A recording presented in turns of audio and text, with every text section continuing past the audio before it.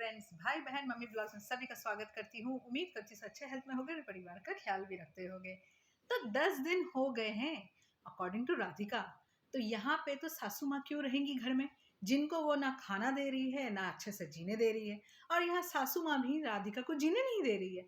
अरे भाई, गुनगुन का घर बोलो या राधिका का घर बोलो, घर अलग जरूर है, मगर सासू माँ की ये जो टॉर्चरिंग है और बहुओं के जो अंदाज है सासू मालों को घर से निकालने का, ये तो पूरा सेम टू सेम है। बस फर्क यहाँ पर ये है कि ध्रुव की मम्मी को पोता पोती चाहिए और समर की मम्मी को कुछ भी नहीं चाहिए।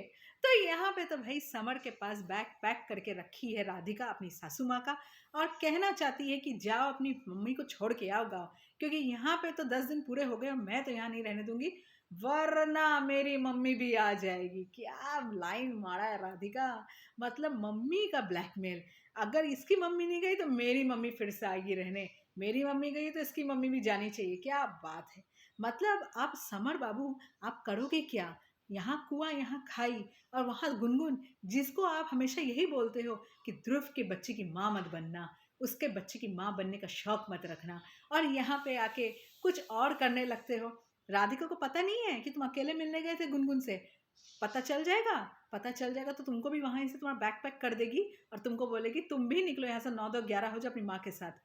तुम वहाँ पे प्रेग्नेंट प्रेग्नेंट वहाँ पे तुम गुनगुन के पेट में हाथ रखते हो और ये बोलते हो कि प्रेग्नेंट तो नहीं हो, प्रेग्नेंट होने का शौक है तुमको।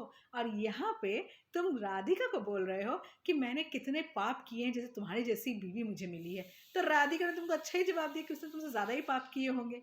यहाँ पे तुम पाप पुण्य का हिसाब तो कर रहे हो, मगर अपने पाप पुण्य का हिसाब क्या तुम किए हो? तुम खुद क्या कर रहे हो? खुद तो उसके पीठ पीछे जाके गुनगुन से अकेले अकेले मिल लेते हो। यहाँ पे कोशिश करते हो कि गुनगुन को आगे पिछला सब याद आ जाए, मगर बेचारी उसको तो याद थोड़ा बहुत आ रहा है, पूरा तो आ नहीं रहा है। और यहाँ पे तुम राधिका को बोल रहे हो कि मेरे सारे प्रॉपर्टी को हथिया के बैठी हो। अरे भाई, वो कुछ हथिया ही नहीं है, वो तुम्हारे घर में तुम्हारे हिसाब से, तुम्हारे कोर्ट के लॉ के हिसाब से वो बैठी हुई है अच्छा से। और यहाँ पे राधिका से तुम एक ही चीज़ बोलना चाहूँगी कि राधिका, तुम जब अंदर बैठी हो उसके घर के अंदर, बहू बन के हो, तो तुम्हारी सासू माँ वहाँ है, तो सासू माँ को अगर तुम खाना खिला दोगी तो तुम्हारा कुछ आएगा जाएगा नहीं। हम यहाँ पे इंसानियत रखते हैं, इंसान को देखना पड़ता है। तो वो तुम्हारी सास है, अगर तुम उसको कुछ दिन देख भी लोगी और अच्छे प्यार से अगर बोल दोगी कि मम्मी, मेरी मम्मी अपने घर चली गई, अब आप भी अपने घर चले जाओ, मुझे और समर को अकेले थोड़ा रहने दो, तो थोड़ा सा बात भी बनेगी। तो हर चीज़ ना लड़ाई झगड़ा करके या मुंह बना के ना नहीं होता है। कोई चीज़ ना आपसी समझदारी में और प्यार से बोलने में भी होता है। तो देखते हैं फ्रेंड्स क्या होता है, और आपके तक मेरे ये आवाज़ गया है कि नहीं ये भी बता दीजिएगा, क्योंकि अभी 2 3 दिन बचा है मेरे पास। 20 तारीख डेट मिला है माइक आने का, अभी तक तो माइक आया नहीं है भाई। मेरे मोबाइल के वॉल्यूम का तो माशाअल्लाह बहुत अच्छा ही हाल है। अब देखते हैं आगे आगे आपको मेरा ये सुनाई दिया है कि नहीं। सुनाई दिया होगा तो थैंक यू, और नहीं सुनाई दिया होगा तो माफ़ कीजिएगा। तब तक के लिए बाय बाय।